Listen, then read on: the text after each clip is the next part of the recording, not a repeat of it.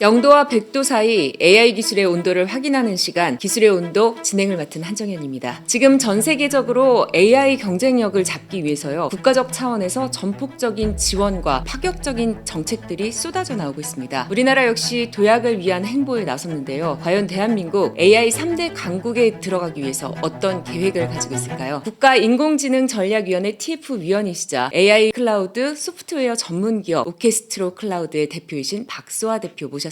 안녕하십니까? 안녕하세요. 반갑습니다. 대표님, 먼저 궁금한 게 있어요. 네. 저도 평소에 AI 활용을 조금씩 하긴 하는데요. AI 기업의 C레벨이시잖아요. 네. 어떤 때 어떻게 AI를 쓰세요? 사실 이런 공신력 있는 방송에서 제가 어떤 특정 AI 서비스를 말하면 좀 문제가 될지도 몰라서 제가 조심스럽게 말씀을 좀 드리자면, 예전에는 뭐 네이버나 뭐 포털 이런 것도 썼다 그러면 지금은 아주 자연스럽게 뭐 제미나이도 쓰고 챗GPT도 쓰고 여러 가지 어떤 AI 솔루션들을 다각적으로 이용을 좀 하고 있는 것 같고요. 특히나 저희 이제 회사에서는 작년에 1년 동안 AI 솔루션들을 써가지고 얼마나 생산성이 높아질 수 있는지 테스트도 한번 해봤는데, 그때 당시엔 5명 정도에서 한 2명 정도는 사람을 줄일 수 있겠다, 이런 얘기들을 하는 거예요. 개발자들은 어라 이러다가 내 직장이 잃는 거 아닌가 하는 두려움이 생기고, AI 자체가 굉장히 기술적으로는 좋기도 하지만 경영 전반에 걸쳐서는 굉장히 갈등도 되고 고민도 많이 되는 부분입니다. 최근 대표님께서 좋은 소식이 있었다고 들었는데요. AI 융합기술 대상에서 기업인 부분에서 대상을 차지하셨다면서요? 네, 그렇게 축하드립니다. 됐네요. 감사합니다. 자, 이번 수상을 보면요, 제4차 전자정부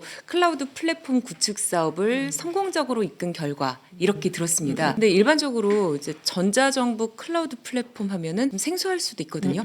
어떤 프로젝트였는지 설명을 좀 해주시죠. 굉장히 오랫동안 4차에 거쳐서 단계별로 진행을 했던 사업들이고요. 아주 심플하게 말씀을 드린다 그러면, 클라우드와 레가시를 좀 비교를 했을 때 서버를 하나, 둘, 셋 각자 놔두고 내가 쓰고 싶은 곳에서 각자 만드는 시스템들, 레거시 시스템이다 표현을 하는데, 여러 명이 자원들을 쉐어해서 나눠서 쓰고 자원을 최적화해서 쓸 수 있도록 하는 것들이 클라우드 시스템이라고 표현을 하거든요. 정부 입장에서는 사실 그동안 클라우드를 크게 독려는 했으나 효과가 별로 없었습니다. 왜 없었을까요? 예를 들면 A라는 기관이나 B 기관이 내 시스템을 내가 갖고 싶지, 옆에 예를 들면 국세청하고 관세청이 있는데 국세청 관세청한테 너네 둘이 같이 묶어서 써 라고 하면 잘 안 쓸 거잖아요. 사실 이런 부분들에 대한 것들을 계속 정책적으로 독려도 하고 클라우드 전환에 대한 정책적인 지원들을 해왔던 건데, 이제는 더 이상 저희가 레가시로 하기에는 자원도 부족하고, 그리고 더 이상 작은 자원을 가지고 큰 서비스를 할 수 없어요. 이런 AI 시대에는 더욱이 클라우드 환경으로 바뀌는 기본적인 베이스가 필요한데, 이 부분들을 전환하기 위한 어떤 초석이 되는 사업이었다고 이해를 하고 있습니다. 말씀을 듣다 보니까는 이번 프로젝트가 AI 시대로 가는 데 있어서 더 발전할 수 있는 그런 계기가 될 것 같은데요.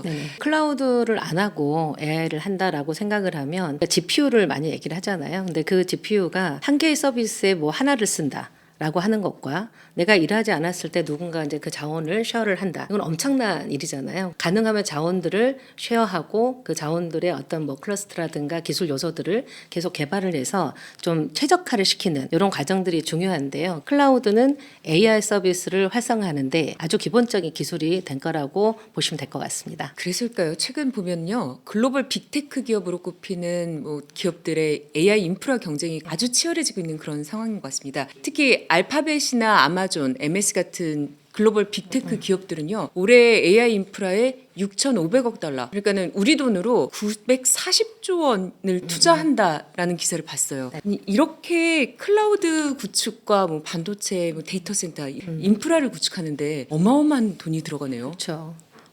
정말 이거는 또 이제 새 정부 들어서 굉장히 AI 드라이브를 걸고 있잖아요. 그래서 그 돈이 돈 같지가 않아요, 요새. 그래서 사실 AI 산업에서 경쟁력을 확보하는 것은 굉장히 중요한데요. 형태가 좀 있어요. 구글이나 마이크로소프트 같은 경우에는 AI 기업이면서도 클라우드 기업이에요. 네. 둘 다 가진 애들이죠. 그런데 제미나이라든가 코파일럿 같은 걸 자체적으로 만들어가지고 굳이 뭐 외부 서비스를 안 쓰고 자체 어떤 한도 내에서 굉장히 굿 서비스를 만들어내는 이런 형태로도 가고 있고요. 오픈 AI라든가 뭐 엔트로피, 뭐 퍼블릭시티 이런 애들은 정말 뼈를 갈아서 AI 모델을 만드는 애들이에요. 사실 이런 이제 친구들은 자기들이 클라우드 자원을 가지고 있진 않잖아요. 그래서 아마존이라든가 애저라든가 뭐 GCP 같은 어떤 다양한 클라우드들을 적극 이렇게 융합을 시켜서 앞으로도 단순하게 인프라를 엄청나게 뭐 절감을 하겠다 뭐 이런 부분이 아니라 어떤 서비스를 AI로 빨리 만들어서 대외적으로 이제 그런 수익을 낼 수 있는 이런 비즈니스로 확대를 할 건지를 굉장히 많이 고민을 하면서 합중 연합을 하고 있는 그런 양상입니다. 대표님께서 이끄신 프로젝트도 그렇고요. 우리 정부가 행정이나 공공정보 시스템에서 클라우드 전환을 지금 계속적으로 추진을 하고 있습니다. 네네.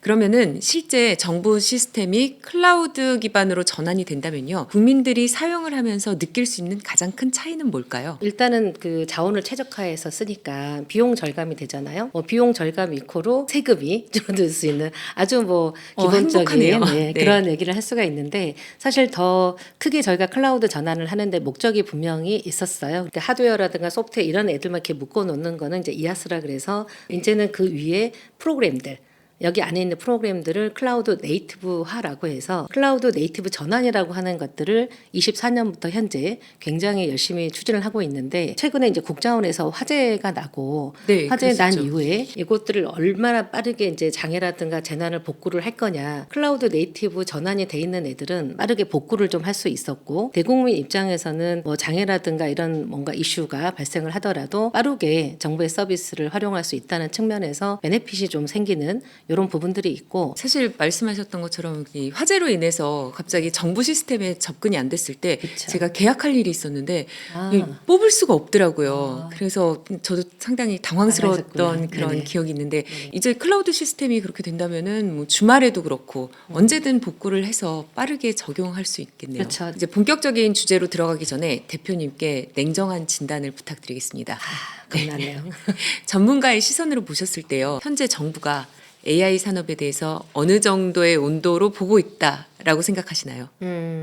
사실 제가 정부는 아니어서 정부의 온도는 개인적으로 잘 모르겠으나 제가 현장에서 사실은 정부 정책에도 많이 참여를 하고 현장에서 일을 하고 있다 보니까 제가 느끼는 온도는 한 75도? 75도. 정도 생각합니다. 지난번에 사실 저희 일화에서요. 네. 알파고 씨가 나오셔서 80에서 90도란 얘기를 했었는데요. 근데요? 네, 차이가 조금 아, 아. 있는 이유를 설명해 주실 수 있을까요? 그러니까 저는 이제 AI 정책의 어떤 산업 진흥의 목표가 끓는 점은 항상 딱 100도는 끓는 점이잖아요. 네. AI를 이제 주요 국정과제 정책으로 딱 선정을 하는 시점이 저는 시작이 반이라고 했을 때 이제 50%라고 네. 생각을 했던 거고 제가 볼 때 아직 아직은- 성과는 나는 본 적은 없으니 네. 이 정도는 한 75도 정도로 해놓고 저는 그것도 굉장히 저는 높다고 생각을 하고 있고요. 네. 사실 함정은 75도에서 100도는 한순간이잖아요. 사실은 이 중간에 얼마만큼 이 험난한 이 여정들을 잘 극복을 해내냐에 따라서 물을 끓게 할 수도 있고 정말 계속 미지근한 상태로 돈만 계속 들어가는 이런 상태가 되지 않을까 해서 굉장히 잘해야 되겠다라는 생각은 좀 하고 있습니다. 그러면은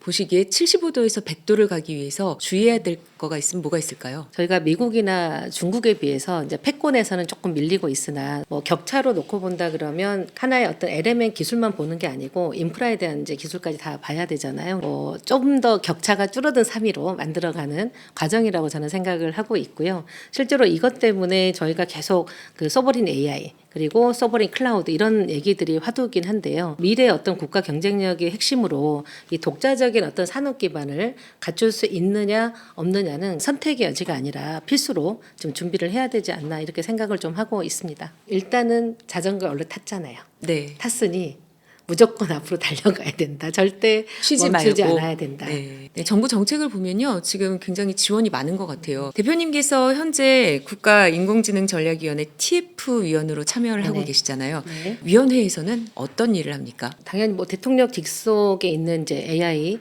위원회이기 때문에 국가 AI 전략에 대한 전체 컨트롤 타워 역할을 하고 있는 것으로 보시면 되고요. 실제로 최근에 2월 10일 정도였던 것 같은데 그 대한민국 인공지능 행동계획을 99개 세부 전략까지 해서 발표도 했었고 과거에는 제대로 하는지 이런 부분들에 대한 것들은 관리하는 부처 말고는 알 수가 없었거든요. 그렇죠. 그런데 이번에는 네. 그거를 전부 다 공개를 했어요. 이렇게 투명하게 공개가 되면은 보는 사람들은 이렇게 되고 있구나 봐서 좋긴 하겠지만 부담스러우신 분들도 분명 장관님도 계시겠네요. 굉장히 힘드실 것 같아요. 네, 그렇겠네요.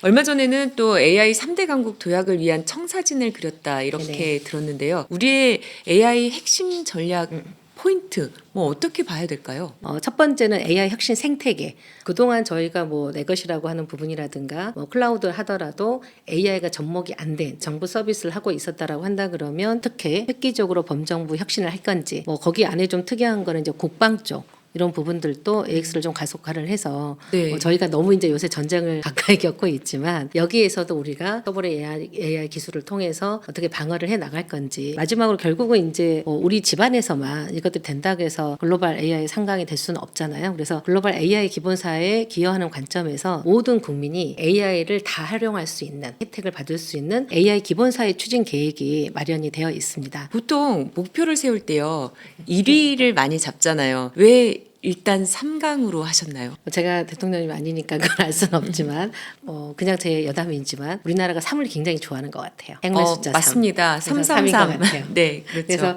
그런 부분도 있고 하지만 이제 지금 정부의 스타일이신 것 같아요. 그러니까 뭐 굉장히 그 정책 목표를 수립을 할 때도 정말 구체적이고 실현 가능한 이런 부분들을 고려를 하지 않았을까 하는 생각이 있고 제가 이제 전문가 입장에서 바라봤을 때는 국가 순위라고 하는 것이 굉장히 여러 어떤 프레임에 따라서 달라질 수가 있어요. 분야별로 세분화가 그쵸. 되나요? 국가과학기술자문위원회에서 이제 해년마다 보고서를 만드는 게 있는데 24년 기준의 국가 경쟁력을 보면은요 미국하고 격차나 2.1년 그리고 중국하고 그리고 EU하고는 우리가 뒤처져 있는 걸로 나와요. 사실 미국이나 뭐 중국이 압도적으로 굉장히 많지만 네. 우리 이제 나라 입장에 본다 그러면 뭐 반도체 전력 그리고 데이터 센터 인프라에 관련된 여러 가지 기술들이 높은 순위를 가지고 있는 탑티어 레벨의 기술 요소들도 있잖아요. 세계 최강으로 그럼요. 불리죠. 특히 우리 지금 뭐 주식 오른 거 보시면 아시잖아요. 네, 그렇죠.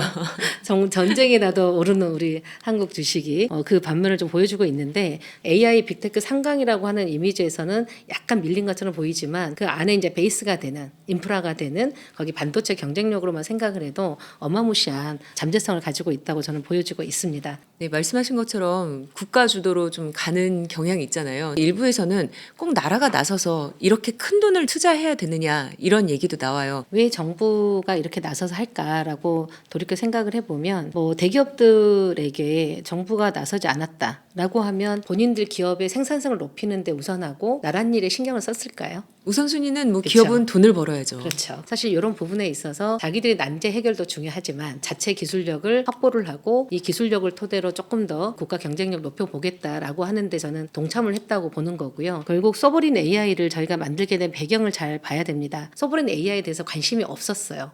생각보다는 이전 정부까지도. 네. 근데 이 부분 이제 가시화가 됐던 가장 큰 이유는 우리가 클라우드 센터가 유럽에선 들어올 때 데이터는 절대 밖으로 못 내보내. 그래서 반드시 로컬에가 데이터 센터가 있어야 돼. 내가 구글을 쓰든 아마존을 쓰든 이런 정책들이 있습니다. 국가 데이터를 내주지 않겠다 그렇죠. 이런 거네요. 그러니까 그거는 우리 네. 땅에 있어야 돼라고 네. 하는 게 굉장히 강력한 제재를 하거든요. 데이터가 먹이에요 AI에게는. 네. 근데 그 데이터가 우리나라 안에 굉장히 국가 보안 데이터도 있고 중요한 데이터들이 엄청나게 많잖아요. 근데 이제 이 데이터들을 가지고 AI 모델을 만드는 데 써야 되는데 이거를 지금 다른 나라의 클라우드 위에다 올리고 다른 모델을 가지고 돌리고 한다라고 하는 거는 우리나라의 국가 보안 시설 중요한 정보 기관들의 데이터들이 그쪽에 올라가서 분석이 되는 거 상상만 해도 끔찍한 일이잖아요. 이 서버린 AI를 하고 안 하고는 국가의 보호 그리고 국가의 어떤 안위에도 굉장히 큰 영향을 미칩니다. 지금 왜 클로드하고 오픈 AI가 이렇게 미국 안에서 팽팽하게 대립을 할 것 같으세요? 누가 경쟁력을 갖고 누가 패권을 지느냐 이런 건가요? 패권도 패권이지만 사실은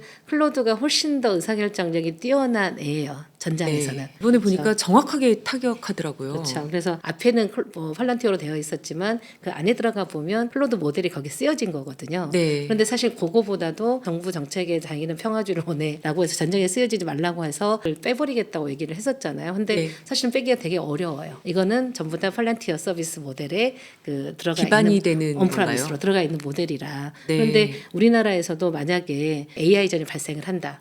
뭐 사람이 결정하는 것보다 AI가 훨씬 더 빠르니 네. 이런 부분에 있어서 저희가 클라우드를 가져다 썼다. 그러면은 미국 중심으로 국방이 흘러가겠네요. 그럴 수도 있는 개연성이 있다라고 하는 거고요. 앞으로도 이 부분이 어디까지 도대체 투자해야 돼라고 하는 약간 비곤난점도 굉장히 많으세요. 네. 하지만 이게 없었을 때 우리가 다른 그 패권 국가들의 AI 모델을 가지고 핸들링이 된다라고 했을 때는 그 이상은 상상에 좀 맡겨야 되지 않을까라는 생각이 좀 듭니다. 대표님 말씀 듣다 보니까요. 무섭죠? 더 중요하다라고 정말 좀 심각하게 느끼게 됐어요.